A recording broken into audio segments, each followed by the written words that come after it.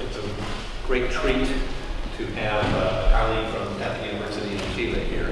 As some of you know, I've been going back and forth. It's a hardship trip. I go down to Chile in January when it's beautiful to do work there. So I've been doing that for a number of years, collaborating with Catholic University. And just for your own thinking, if you're have interests in Latin America, we have a very nice working collaboration, so those interests overlap. Keep that in mind. But particularly pleased that Alejandro could join us today. We had the Penn in Latin America and Caribbean Conference, the third annual conference at Penn, here to do a panel together around school choice and sort of the effort now annually to pull together nursing, work, education, business, and so forth, and work in Latin America and the Caribbean. Alejandro is a sociologist and a historian. We allow for that to be the case, but he's a very accomplished sociologist in his doctoral work at Cambridge. And this day he's heading up the Center for the Study of Educational Policy and Practice in Chile. And now connected to the Setting Center at Catholic University, the Center for Educational Justice. So it's actually putting underway a really interesting project, it seems to me, on the nature of admissions systems and how it affects choice. So I'm really, really pleased to have you here, have a chance to have a conversation. So I've asked Alejandro to present a bit, and then to just open up the conversation around choice. As you know, Chile is a country with a very long history around school choice. Probably the longest in the world around vouchers, but actually a longer history around choice. We're fortunate to have somebody who knows that history, but has been doing a lot of the leading empirical work, trying to understand how it functions now.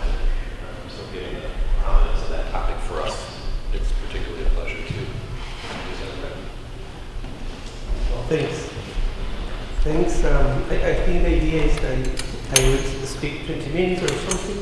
Actually, if I may, yes. With the film, then we can open up.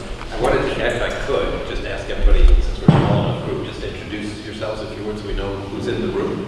And Jenny, I will, of course, just look immediately to you, because if you could start us off. Sure. I'm Jenny Davis. I'm a third-year student, doctoral student in the Teaching, Learning, and Leadership program at Centro. I'm Shruti. I'm from India. I'm a master's student at the International Education Development Program, GSC. I'm Johanek. I'm from Paraguay, and I'm also still at GSC at the IED program. I'm Andras. I'm from Kazakhstan, and I'm doing a master's program in IDP. I'm Kelly. I'm from Boston, and I'm a higher education master. I am Manuel Gonzalez Canche. I'm an associate professor at the Higher Education Division and an affiliated faculty member at IED. Mel, first year master's student in education coaching society. I'm Catolica. I am from Chile as well. You tell me. And I've just started my master's in the Reading, Writing, and Literacy program at JC. And your background, undergraduate background? I just finished from Universidad in the program Lingüística y Literatura Inglesa, English, Literature, and Linguistics as my background. Hi, I'm Mary. This is my second year at Penn in GSC. I'm in the Reading, Writing, and Literacy and the Ed Policy programs.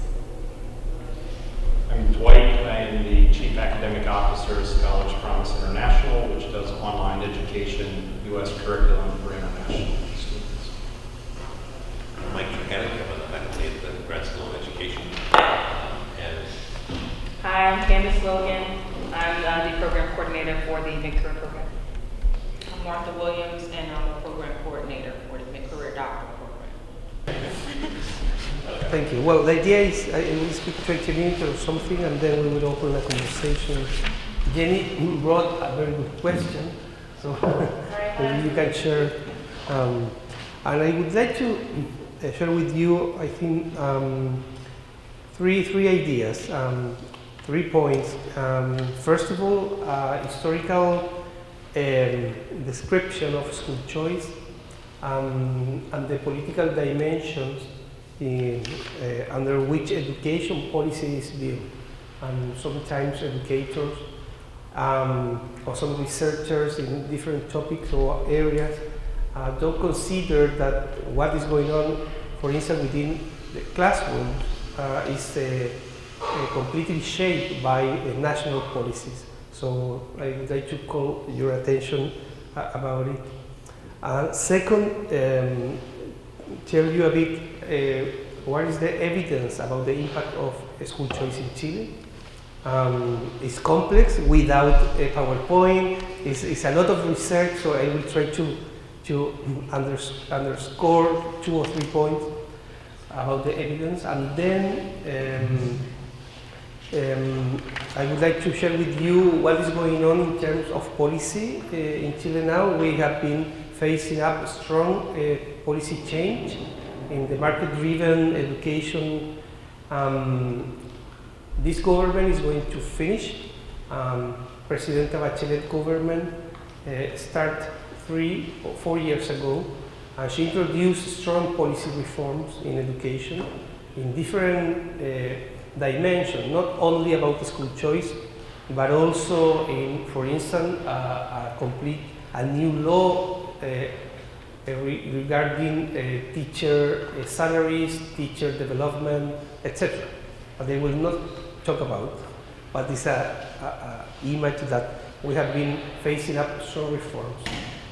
So I would like to tell you about that.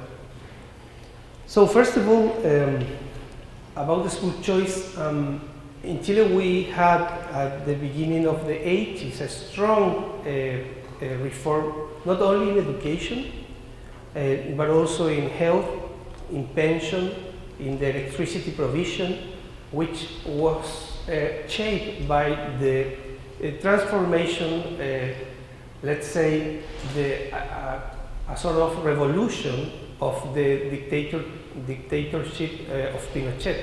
It was 17 years, during 17 years we had a strong dictatorship, and they introduced deep reforms in all the areas of society. So that reforms are still here. That reform changed the educational system in Chile, and that reform were introduced under a military regime, which means without political discussion, without discussion in Congress. So that is why they were able to introduce so deep change. I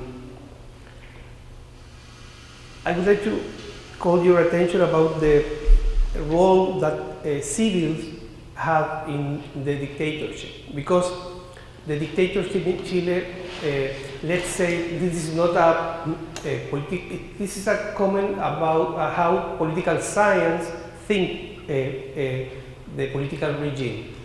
During the wave of dictatorship in South America during the 70s and 80s, the Chilean dictatorship was the more successful dictatorship in the sense that their policies still are part of our society. So that is the way in which you can measure how successful is a government in general, how enduring are the reforms. So the civils, and when I am saying civils, I am saying not people who is not part of the army. They suggest to Pinochet a completely different transformation of society. And it was privatization, the role of private in the provision of social services, etc. So education is just one area in which we have this strong transformation. So again, in health, in pension, in electricity, etc. So in specifically in education,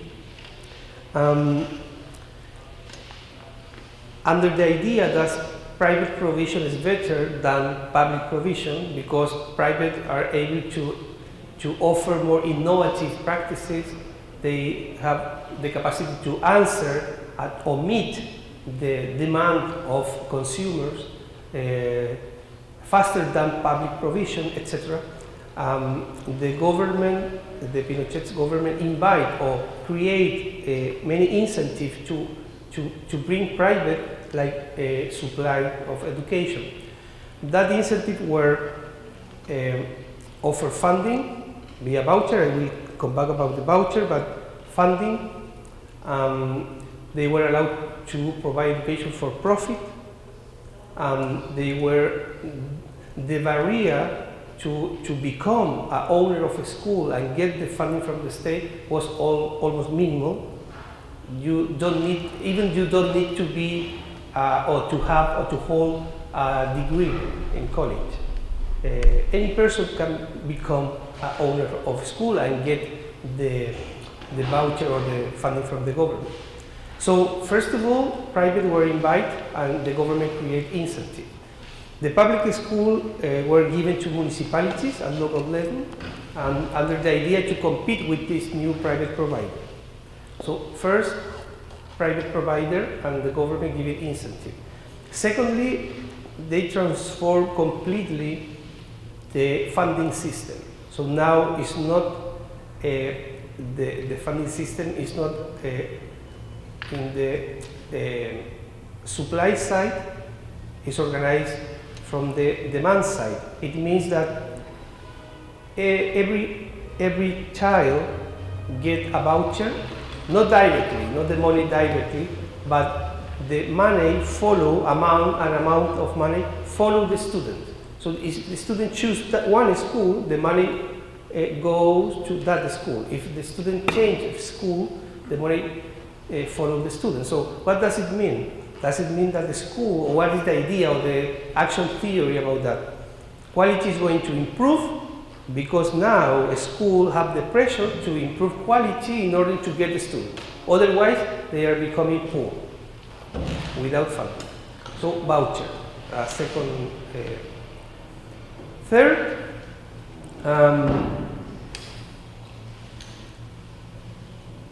parental choice.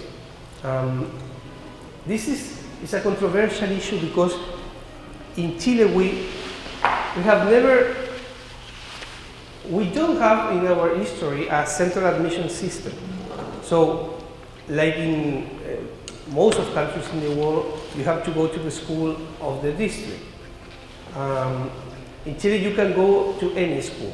We don't have a central system. So we have 10,000 schools, so we have 10,000 admission system. And every school organizes the period, the condition, etc. by their own.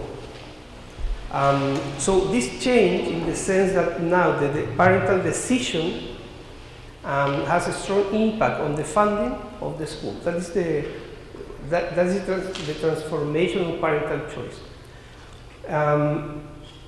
And then, so voucher, private provider,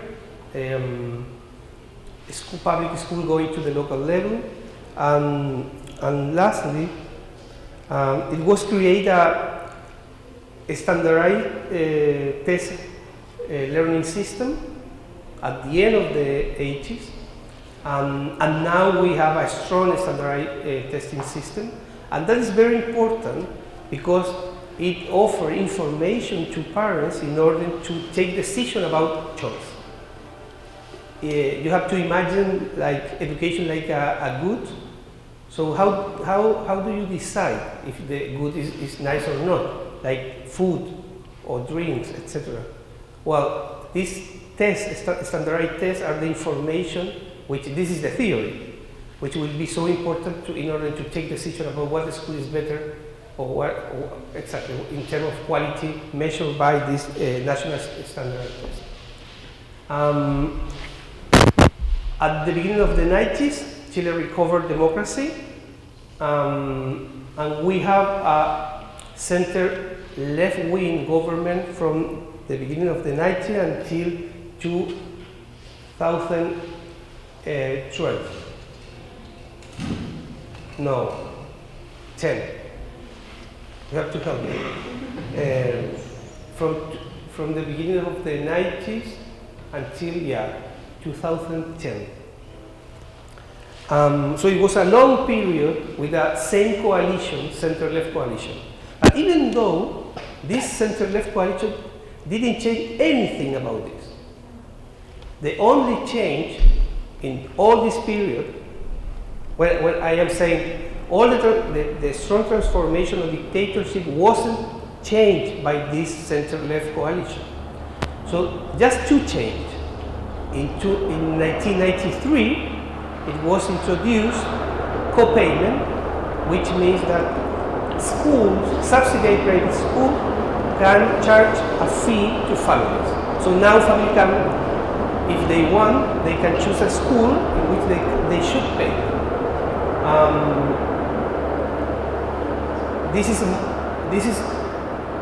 the after consider the effect of residential segregation on school segregation. This is the most important factor explaining the school segregation in Chile, co-payment. And this is a lot of research, national and international research showing this. So what happened? At the middle of the 90s, or at the end of the 90s, the picture is a strong incentive to attract private provision. So at the beginning of the 80s, we had almost 90% of public school. That is very important. And now we have almost 60% of subsidized private school and almost 30% of public schools. So it was reduced, public provision, from almost 90% to 30%. A strong transformation of the supply of education. And this subsidized private school, the voucher school, is a sector completely automatic. How do you say, polarized? Or they work under a strong atomization, because the 85 of this school, remember now are almost 60%. 85 of this school is just one owner with one school. And the 50% is one owner with 3, 4, 7 schools. So they work under network. And the leadership school change literature show that working in network is better to improve, pedagogy, leadership, etc. So our education, our subsidized private school is completely polarized. They are not working under network, etc. And almost 60% of them work for profit. So they can use funding coming from the government or from families and use in anything. So this is the pictures of our system under transformation during the 80s, 90s, and I said two things. And the second thing was in 2008, the amount of the voucher, it was the same for every student, without recognizing that disadvantaged student needs more funding. So just in 2008, we introduced a law and we introduced a contingent vouchers depending on the social or socioeconomic background of student. All of the rest of the system was the same. Empirical research was showing that first we had a strong school segregation. It's a shame I cannot show you the pictures, because if you see the international reports coming from OECD, we are one of the most segregated school systems in the world. Secondly, schools are selecting families, not families choosing school. You understand that? It's the admission system. Yeah, or this one, for instance, this one, these countries have a school which are a larger portion of mixed school in terms of socio-economic background, and Chile is here in the bottom. Okay. And secondly, schools are selecting families. Families, in theory, we have school choice, but actually schools are selecting families because families have to apply. And there are exam, interviews, and something which is called play sessions, which students from 5, 6 years old come to the school. They are put in a classroom, and they have to follow instruction, interact with peers, etc. And the school is looking at if students, what is they trying to observe the probability that they will have a good performance. And they are observing, they don't know, but they are observing executive function. This is a psychological concept. So secondly, we don't have choice. It's school selecting families. Third, research is showing that families are choosing school, families who can choose a school, not based on the standardized test of quality. They are choosing based on social class issues or a lot of factors. So the theory that the school will feel a pressure coming from parents because they are observing the quality of the school based on this learning standardized test is not true. Families are trying to look for schools in which peers in terms of social background, academic background, etc., connect with the family's interest. And also choice works depending on the social background of family. So in higher social class, the attributes of a school are different, or families from higher social class are looking for different attributes in the school than lower social classes. So this idea that all families, independent of their background, are looking at just the quality of the school measured by test is just theory.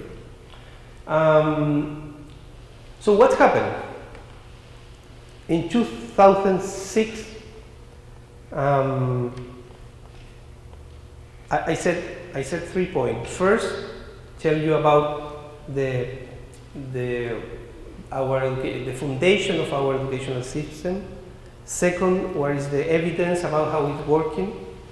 And third, the current policies.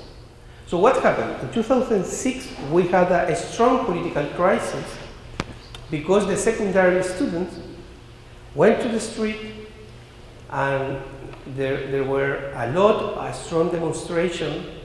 It was called something like the Penguin Revolution, because in our educational system, secondary students use uniforms which are black and white, like penguins. So it was called the Penguins Revolution. Okay, and it was unbelievable that the adolescents put pressure under the political system, and the political system reacted to this, and it was create a presidential commission to assess what was going on and offer some recommendation of change, etc., etc. So it was create some institution. One of them is the Superintendence of Education, which is going to regulate the market. And it was introduced a barrier to become owner of a subsidized private school. One, you have to have a college degree, and second, you haven't been convicted. That is the barrier to become an owner. It's not related to your expertise in education, your expertise in school change, or your educational project. It's just these two things. And then in 2011, we had a strong demonstration now from the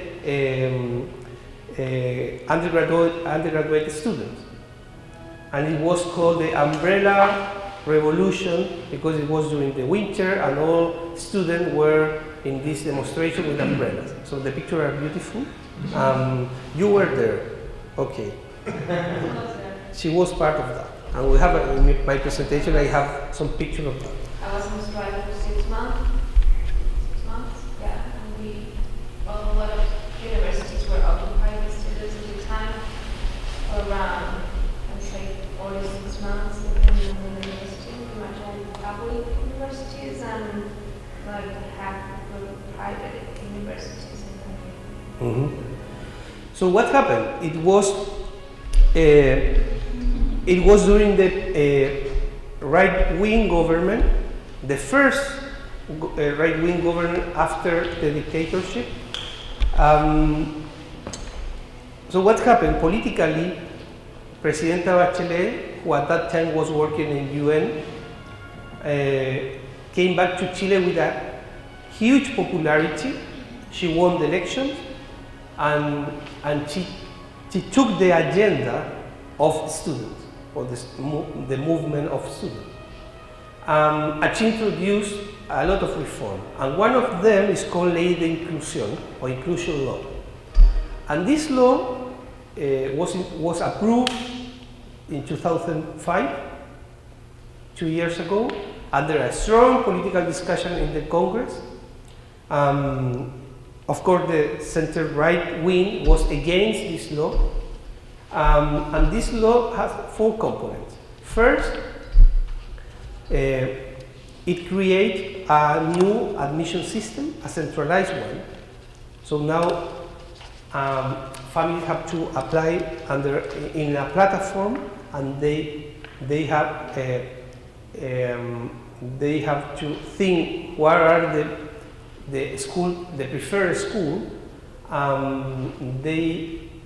They are allowed to put 2 schools like minimum without a maximum of schools.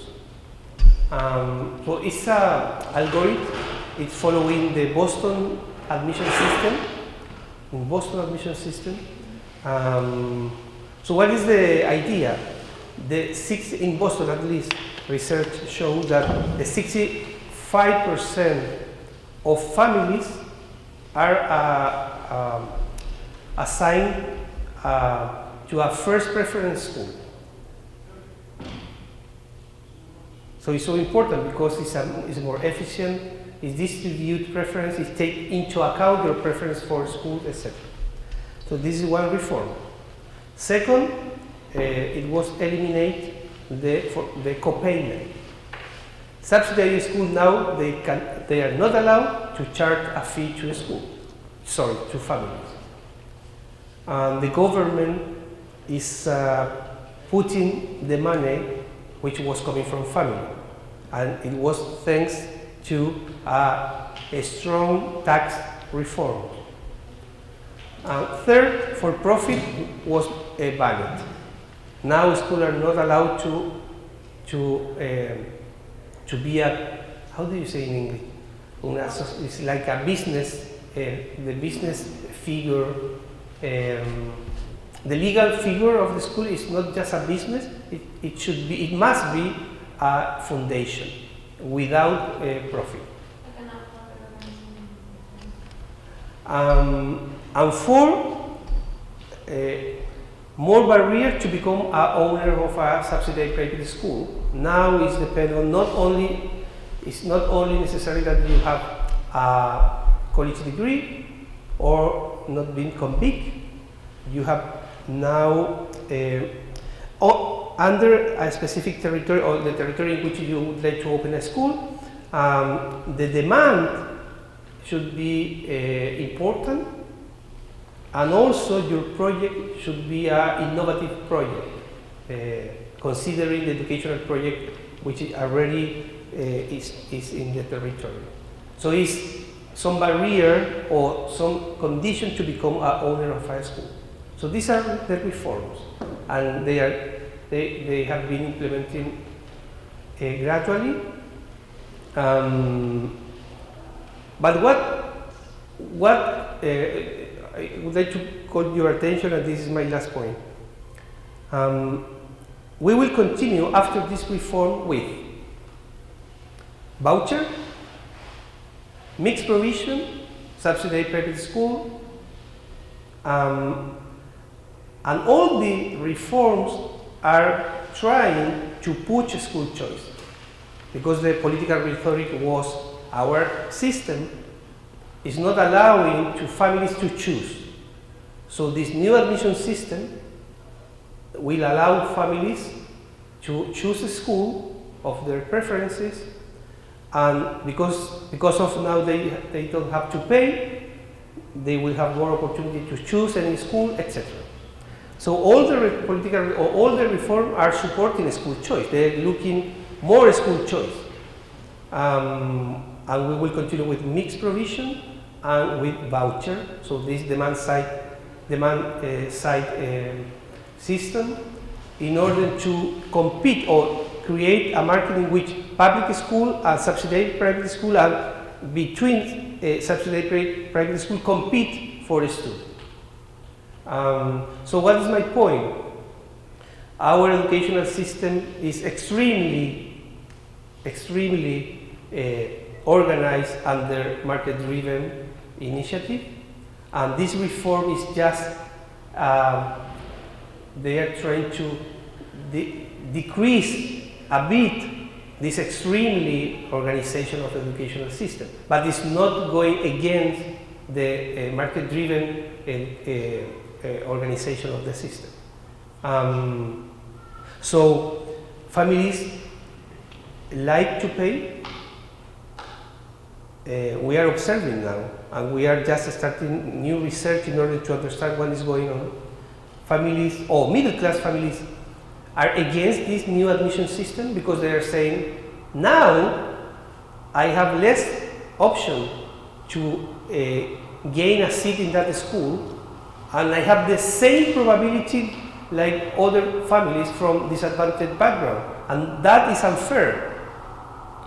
And families like to pay because they try to avoid certain type of students or families.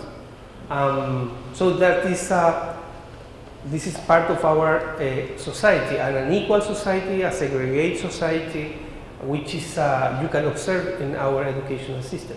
So we will all the academic, well, all the society, political system, etc., and also scholars, we are now concerned, trying to observe what is looking forward with this reform and looking at the future. If we will at least to move a bit, increase our position in this indicator of segregation in the world. Thank you.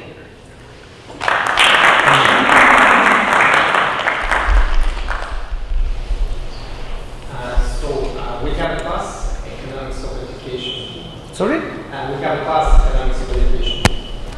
Today's topic was cost of education. So I wanted to know a little bit about vouchers. Like, how do you define the cost of the vouchers? And like, does it mean like the voucher it is the same price as like for high demand schools or low demand school? And how many times it changed? Like once per year, and like for you wish it like every 3 years? Okay. Maybe we take more questions, maybe, or no? Or one to one? One to one, okay.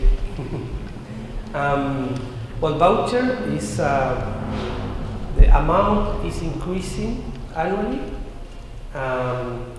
based on the change of the economy automatically. However, well, your question is a good question. If change depending on high demand or low demand, etc. No, it's the same for every school. The same amount. The only change that we have had was in 2008, because now more disadvantaged students are considering, well, that is more difficult, so we need more resources to educate them. So the voucher increase for a school which are receiving these students. But voucher don't consider any other variable, just the social background of the students, and it's the same. And what kind of research do you use to measure that? Say again. How do you measure the exact cost? Okay, this was your first point. Oof, it's a good question. I don't know. Nobody knows. It was fixed at the beginning of the 80 this amount, and we have a debate. What is the cost of educate children? And we have a discussion, and we don't know. And we compare with different countries, with OECD countries, and we say we have a debt here. We know that it's below that it was the optimum, and we compare with our private system. For instance, in Chile, the average of private schools is five or six more than the voucher. So this is a gap, but we don't know. It was a law, just a law in the beginning of the 80s, and it was fixed the amount of the voucher. But it's not there is any consideration, what is the cost of educating, etc. But the point is it has been increasing from the 8 to 9. And this law, inclusion law, increased the voucher too, a bit. Because of inflation? No, just to say because of this tax reform, so the government brought money for education. I said, okay, we will increase a bit, but without any serious economic consideration, just because we know that we are below the average of what is expected to fund education.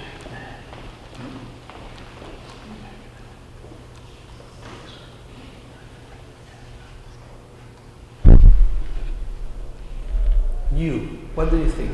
I wanted to add I missed something? No, I wanted to add something. Is that the reason in the voucher? Well, you mentioned it already, but if I'm not mistaken, schools receive more money for students with special needs, like in special education. Yes. So most of it happens a lot that a lot of schools will increase the quota of students with special needs or with learning deficits just to gain a little bit of money, but they won't actually use these resources really efficiently. They sometimes implement some programs with one or two teachers dedicated to the area for the entire population of students with special needs inside the school. And most of the times the money won't be used for that purpose. They will just like reduce the bar on testing for those students. They will like make tests a little bit like easier compared to the rest of the students, and that's mainly it.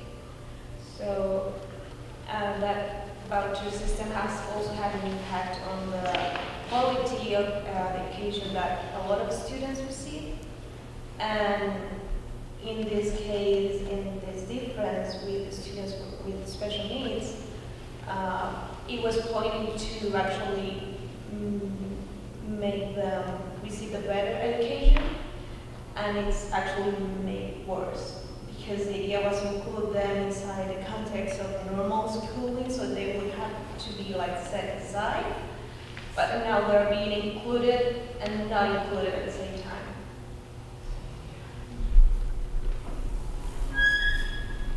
Agree. So the whole notion is that by providing this voucher system, there is going to be more competition, and students are going to, and quality is going to increase because they can move wherever they feel that they are getting the best, right? Is there any kind of bottom line quality assurance that the government has implemented in terms of for schools that are losing a lot of students due to quality concerns in order to close those schools, or are those schools operating because there is still demand of low-income kids who do not have other options to move to better quality schools? Yeah.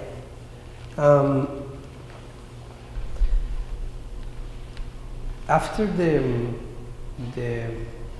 I mentioned a presidential commission which was called after the Penguin Revolution, and I mentioned that it was created the superintendents. That is correct, that word in English, superintendents, which is superintendents is create for regulate or a kind of surveillance under the market. But also, in that commission suggest and was create the agency of quality. It's very important because agency of quality now, they are in charge of our, CEPPE is the name of our national standardized test. And they introduced that law in 2012 in answer to the political demands of the students.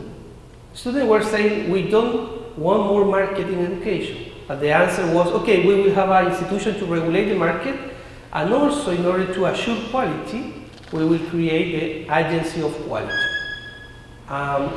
Agency of quality, it is by law, they are entitled to classify a school in 4 categories annually based on CEPPE, and if after 3 classification a school are doing in the bottom of the category, the 4 category, they can be closed. It was implemented at the beginning of the government of Chile, so the new chief of this agency was a bit against this policy because this is a high stake policy. It's a high stake. It's like improving under pressure and punishment. That is the idea of school change. The idea is not building capacity in school. School will improve if they feel the pressure, not only coming from funding, from the voucher, also because they are not fulfilling the standard of the government via this national standardized test. So what happened? This chief of the agency was postponing the implementation of this, was saying, we're in a pilot, we're in a pilot, we're in a pilot, we're in a pilot. And now, this year, 2017, was the 2nd year of this classification, and next year is going to be the 3rd year. And we have about the 30% of the school failing. So it's going to be maybe a huge political problem because most of them. So it took 12 years to make it for. Exactly. So most of them are school serving disadvantaged students, and this is another problem. The equation to measure quality or school effectiveness, having into account the social background of the students. It was a strong discussion, technical, statistical discussion. So people against this inclusion law was saying, we have to wait for this policy of quality assurance, because this is the way in which we can close a school, close bad schools. So, well, let's say my position is that that is not the way to push improvement.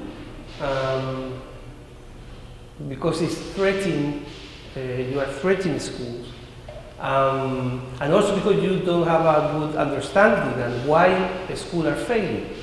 That is my position. But I would like to say another thing, that also we realized, looking at the data, that voucher, a competitive system, didn't work because we have a lot of schools without a student or with a lot of seats, empty seats. But the school are not closing. They are living, but in poverty, because they have few students, so they have a lower amount of funding. Yeah, so we have two ways of accountability. A quick follow-up. Do you happen to know by any chance the proportion of those 30% or 30% bottom line, bottom schools that are public versus private, and those that behave more like for-profit rather than non-profit? Good question. I don't know exactly in my mind now. Because I would be Exactly. Publics, but I wouldn't be Yeah. that opposed to closing bad private. Yeah. I don't know exactly. You know? I don't know, but I do know an interesting fact related to that. Because, well, it seems the main problem now about it is that schools have switched their focus on improving the results of the Exactly. SMART testing, of course. So, before the test was only taking place in, I think it was 4th grade and 2nd grade and Yeah. higher and secondary education, and now it's held pretty much in every grade or Is it the 2nd grade, 4th grade, 6th grade, 8th grade, 10th grade? This is very important because I will come back to this, but for your question, the subsidized private sector. Remember the percentage of subsidized private school. Remember or not? The book. We have the book for this question. Is 65% of school in Chile are subsidized private school or voucher school. We have a huge heterogeneity within this sector. We have very good school, very bad school. We have a precarious owner of a school. They have older people living thanks to this school without capacities, without extra funding, and we have a very good school because they belong to a network and they have financial capital because they are a foundation or religious school and they have knowledge about education, etc. So there is a strong heterogeneity. So this school, which at the bottom are some municipal school, public school, and also subsidized private school, but this kind of precarious schools. But I think the pattern of this school is that they are serving disadvantaged students. That is the point. And so they are facing the limit of inequality, which is poverty, crime, health problem, etc. And then this topic is interesting because this, I think, for you in studying an international program in education, accountability under pressure is a strategy of international reform. And I think, well, at least I work in school choice issue, privatization, but in this area I like a lot authors like Pasi Salberg, Andy Hargraves, Dennis Shirley, this kind of authors showing these international policies. One strategy of policy is improving educational system under pressure, consequences, strong accountability, etc. And Chile is following that kind of reform. So we are measuring in math, language, science, in second, I already told you, second, 4th, 6th, 8th, 10th grade. It's not sample-based, it's census-based. So every student in a cohort is measured in this subject every year. So what is the impact of this? Schools are oriented to teach for the test. Education is which is included in the test. Education becomes the test, which is tested. So that is organize our educational system. People supporting this is for two reasons. One is school must face consequences And secondly, definition of education. Education is to improve some skills which are valuable or important for the work or future work. And third, because CEPPE is offering information about the quality of a school, which is very important within an educational system organized under market-driven policies. So how you will choose a school if you don't know what is the quality of the school? So CEPPE is so important. That is why it is a census-based, not sample-based, because some people is saying maybe it's important to understand how is going on the educational system, generally speaking. So we don't need a census-based. We need just sample-based. But why is important census-based test? Because we need to know what is the performance of every school in order to be chosen or in order that parent leave that school, a change for another school. Something that's really interesting about CEPPE and that it's really completely connected to parent choice is that historically, since it was implemented until this point, you can see that the results, the scores for lower, middle, and high socioeconomical background, students' background are way different. Of course, the students coming from high socioeconomic backgrounds have the best results. So that's one of the reasons that parents mention as that behind their choosing schools that are private, because supposedly they have the best educational curriculum systems, because the students from high socioeconomic backgrounds get the best results. But if you look at it now, the trend, at least in the area that I'm focused on, which is testing reading comprehension, the trend is for students of high socioeconomic backgrounds to decrease. And now the gap between high socioeconomic backgrounds and low, it's smaller. It's at least half of what it was when the testing started. So that's really interesting because the system is not showing that there is a big difference, which is what people tend to concentrate. Is showing that students from low socioeconomic backgrounds have mainly the same performance over the years that this test has been implemented, and the students that were supposed to have best education are going down, and then the gap is being narrowed, but pointing down instead of pointing up, and that's really important. No Child Left Behind, which was implemented at the beginning of the 20s. Here in this country is part of this kind of reforms. Or Every Child Matters in England is this kind of reform.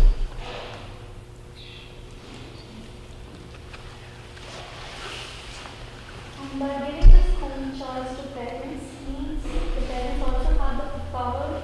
Many parents have the power to choose one school. So there's a lot of demand which is created for one particular school, and some students might not be chosen or given the voucher and they'll be left behind.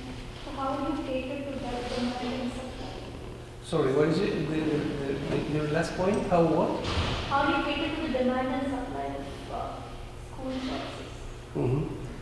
Well, the student always have the voucher. Okay, if they go to another school, the voucher follow students.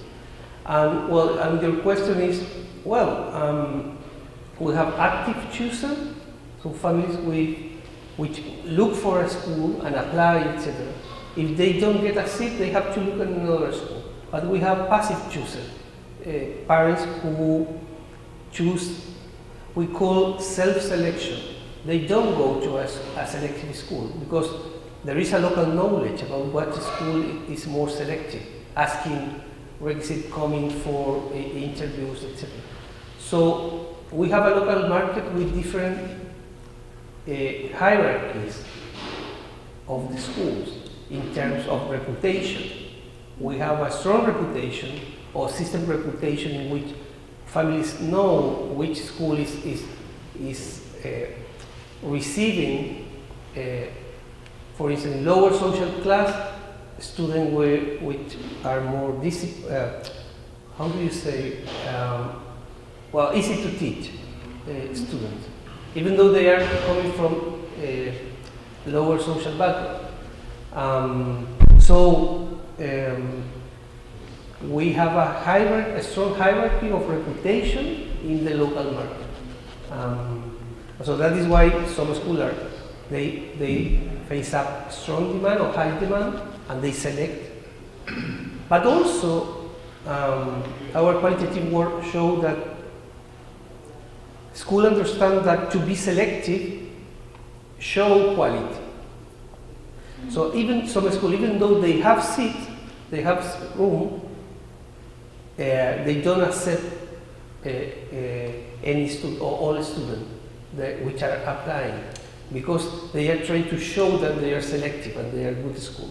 Because some parents are looking for a selective school, because they understand, for instance, the lower social class, they understand that they don't want disruptive students. They are looking for a safe place for their children. So if they know if a school is selective, so that is a good school. Doesn't this create a lot of pressure in the students and the parents? Yes. That they have to send their children to the best school and they will want their students to be in a particular way? Yes, completely. And it's for students and also families. Because if you are not getting a seat, families feel themselves guilty, and they feel that they are not able to offer good opportunities to students, etc. But supposedly this is going to change now, because now school will not have the power to take that decision. So the power now is going to families. That is with the new admission system. So which again comes to my question that if the power is with the families, there will be more demand for one school. Yes. So how will the school cater to the demands? Well, the school simply accept the best students now. Again, students will be excluded. Yes. Yeah. But in the new system, we have 4 criteria. Because this is in the new system, this is algorithms. The criteria is if you have a brother or sister going to the same school, you have priority. If your parents are working in that school, you have priority. If you went to the same school previously, you have priority. And also if you are in the bottom of the socioeconomic indicator, etc., you have priority. And then it's random. That is the system now, or the new system, which was implemented in 1 region last year. Now, this year, 4 regions. Next year, all the rest of the country. What happened until now to solve that problem was that you had all the parents trying to put their children into the private schools or pointing towards the private schools. So all the kids that were rejected from private schools will go into the co-payment schools, the private co-payment school system. So eventually what you had was that a lot of students from public schools were trying to go up into private schools, and as they were rejected, more people started to create more private co-payment schools. So these students that were rejected were from private schools would go down to this intermediate level, and that's the main reason why the public schools have been diminishing in number, because all the students that were going towards private education then went back to this intermediate system, and they didn't return to public schools. You didn't talk at all about geography playing in this choice game. Are there families in places that, no matter what the system, are still left with just one school or a school? Yeah. Good point. Well, first of all, research showed that middle low and lower social class, one of the factors of preferences for a school are how close is the school to the. So we measure that is on average is 1.5 kilometers, and in higher social class is 3.5 kilometers. This is one point. So, and it's obvious because in higher social class families they have capital, funds, etc. to move. So, secondly, because we have open school choice, families can move from one point to, for instance, another extreme of the city. And we have cases in which students move or spend 2 hours moving from their home to a school. But these are high-performing students going to the center of the city to a high-performing school. But in relation to your question, we have been observing the data in a particular research that the state stopped to open new schools, the municipal schools, and they were closing schools. And the private system, the owner of the schools, subsidized private schools, were opening schools in areas in which new urban development was created. So the rationality of the supply of a school is following the economic rationality of the owner of a school. So what happened? In some areas, poor neighborhoods, some families don't have opportunity to choose a school. They have just one municipal school or just one very bad quality subsidized private school. But in more privileged or not privileged, lower middle class families or areas, they have a lot of opportunities of a school with co-payment. So what happened, and what is the point? Not all families have the same opportunity to choose a school. It's not this decision was not a public decision, it's a private decision. The provision of education has been a private decision, and this is a critical problem.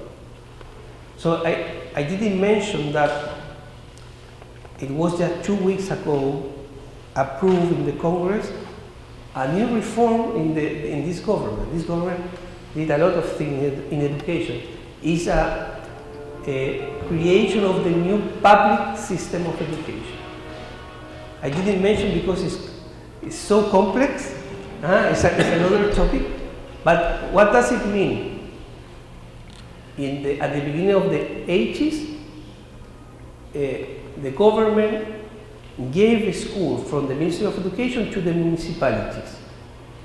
And municipalities are, we have 350 municipalities in Chile, and there are some socioeconomic differences. Some are more richer than others. It depends on, obviously, who are your taxers in the local. So they are administrating the public education, or the municipal education. And what happened? Some municipalities put a lot of money, and other municipalities steal the money coming from the voucher from education and put in another issues. So the schools are really poor. So now this reform creates a new public system. They are taking all the municipal schools and they will create like local district, or we will call local education authorities. And we will create 70 local education authorities with funding, own funding, etc. So there is research showing in what areas we need more schools. There is demand which the private system is not covering because it's not a business. Because there are poor people, they will not pay, they are hard to educate. So this new public system is going to offer opportunity. So the question is, well, what will happen? Public education will be able to take students from the subsidized private school or not, etc. And this law was passed just 2 weeks ago. 2 weeks ago. And of course it will be implemented gradually until 2030. Is the max. It was a last negotiation because right wing is against this reform. So as you mentioned, Chile did many educational reforms. Did you consider any international models as a benchmark, or it was given by the active adolescents, just like so-called penguins? Well, Chile was pioneer at the beginning of the 80s in implementing Milton Friedman ideas about voucher. It was a paper in 1952, the famous paper of Milton Friedman, suggesting that schools are not facing pressure to improve, and the best way to improve quality is with vouchers. I read, maybe you have read, that Friedman was considered a crazy man for the right-wing coalition in this country, the Republican, considering Friedman a crazy guy, suggesting this. I mean, at the end of the 60s, at the beginning of the 70s. I am right? And Chile, because we were under a strong criminal dictatorship, we implemented the voucher without any discussion. So we were pioneer. And secondly, these reforms are following, well, a mix. For instance, the teacher development reform is following the best experience of teacher well, in OECD countries mainly. In the admission system, we were looking at Boston, New York, etc. So all this reform use a diagnosis, looking at best experiences, and try to follow an educational system in which equity and quality and the combination and the idea that you can do both things at the same time, and both things are important values, equity and quality. I think that is the criteria to choose a policy example.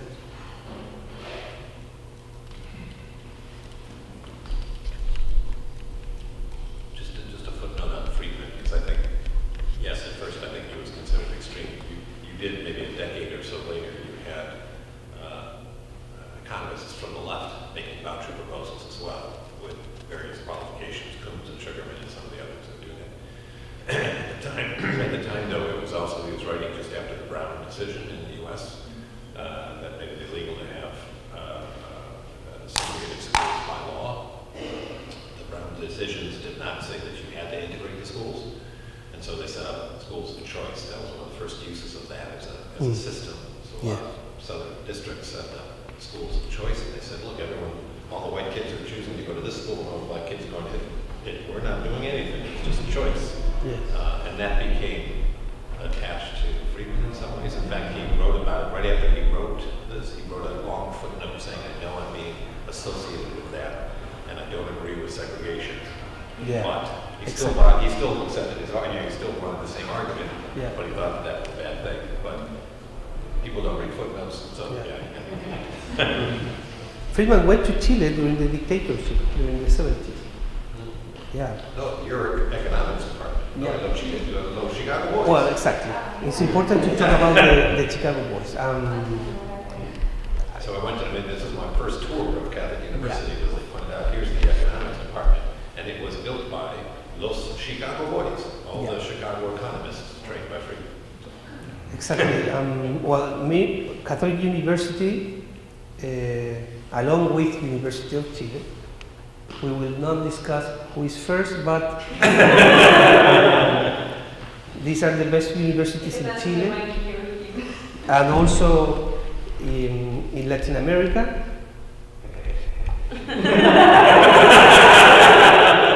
Let's say the 10. Top 10. Yeah, top 10. Top 10. And UNAM is the best, okay? UNAM is the best. And what happened during the 80s, Catholic University was founded. Next year, we will have our anniversary of 130 years, okay? So with 160, I think, is University. yeah, exactly. So what happened during the dictatorship? The School of Economics in Catholic University was highly influential on the dictatorship. The civils, which I was talking about, were coming from Catholic University School of Economy. During the 60s, research or postgraduate students came to Chicago to study economy with Friedman, and they came back to Chile with these ideas of reform, neoliberal ideas about the economy and society, etc. So that is why some people in Chile don't like or hate a bit Catholic University, even though this is a intensive research, I think good quality research. People, for instance, from the University of Chile, they hate a bit Catholic University because we were part of the building of the ideas of the project of the dictatorship. And also in political, at the end of the 70s, Pinochet changed the constitution. And the constitution introduced, well, this is a long discussion, but introduced hyper or extreme presidential system, and they reduced the power of political parties, etc. A lot of reform, more conservative reform. And again, Catholic University, the law school was part or contribute to this, the writing this constitution. So, yeah, so within our university we have a strong discussion about it, about our responsibility like institution.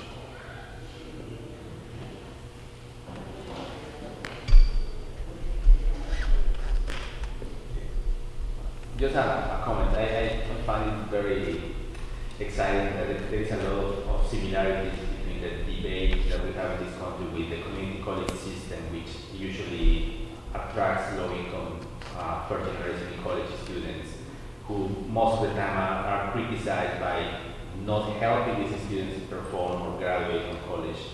But this limitation is a function of the type of students that they are actually accepting. And also the college choice and student migration literature in college has a lot of similarities that can be potentially modeled with the data that you guys have and the issues that you face. Great. We have collaboration, potential collaboration.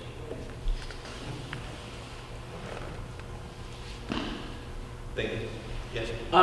Sorry, this is a side note, but I have a question about unionization of teachers. So were teachers unionized prior to Pinochet? Well, I think teacher is a profession in Chile which was punished during the dictatorship. They were so involved in against the regime. So, for instance, the salaries, the real salaries, not the nominal salaries. It's okay in English? The real, not the nominal salaries, were reducing at the beginning of the 90s. they were a very poor profession because the salary of teacher was in the bottom of the profession in Chile. And you know, for instance, in Finland, teacher salaries are in the top 10% of the profession. And also, teachers were exiled, they were in jail for the dictatorship, etc. So, during the 90s and at the beginning of the 2000s, the discussion in education was we have a very poor educational system because of teachers, because they are negligent, they are bad teachers, etc. But what happened? Like as part of the privatization of the whole society and the educational system in particular, the state allowed private providers to train teachers without any entry barrier. So it was created a lot of institutions training teachers, but the very bad quality, and without any, for instance, to go into university or college in Chile, you have to perform some minimum score in a national test. Okay. Well, they were asking for a test, entry test, to become a teacher student in this institution. So what happened? We have a lot of teachers coming from bad school and going to this bad institution and then going to teach to the more poor schools. So it's a perfect reproduction social system. Cycle, yeah. Okay, so what happened now? Well, the union, the teacher has been putting pressure, working hard, etc. And I think the elite in Chile understood very well that teacher is so important. I think this international report have some role in that. For instance, McKinsey report saying teacher is the most important and the condition in which teachers are working, etc. So Bachelet introduced a reform. This reform for teachers, they are moving the salary from the bottom to the professions in Chile to the average of the profession in Chile, which is so important. It's a big effort in terms of funding. This is thanks again to the tax reform. And also, they are regulating strictly the institution which can train teachers. Not any institution can now train teachers, etc. So I think union, they have had an important role in this discussion, etc. Something that's important to add to that point is that one of the other measurements taken to improve teachers' quality was to establish and standardize tests at the end of the student teaching. So that became a problem because a lot of teachers that were finishing their studies, undergrad studies, from these private and low quality colleges and universities, faced these tests and failed. So they couldn't teach afterwards, and that was a big problem because as teaching was one of the lowest paid professions, a lot of students that wanted to enter university or colleges and didn't have the scores or the standardized tests to enter college, to go to higher or more important careers went into teaching.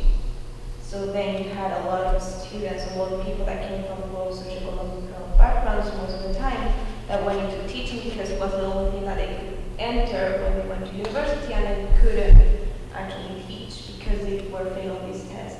And the other phase of the situation was that the government started to implement a lot of testing for teachers that were already practitioners, And most of those testings weren't only standardized tests, but where they had to fulfill all the requirements to do like extracurricular things that had put a lot of pressure on them.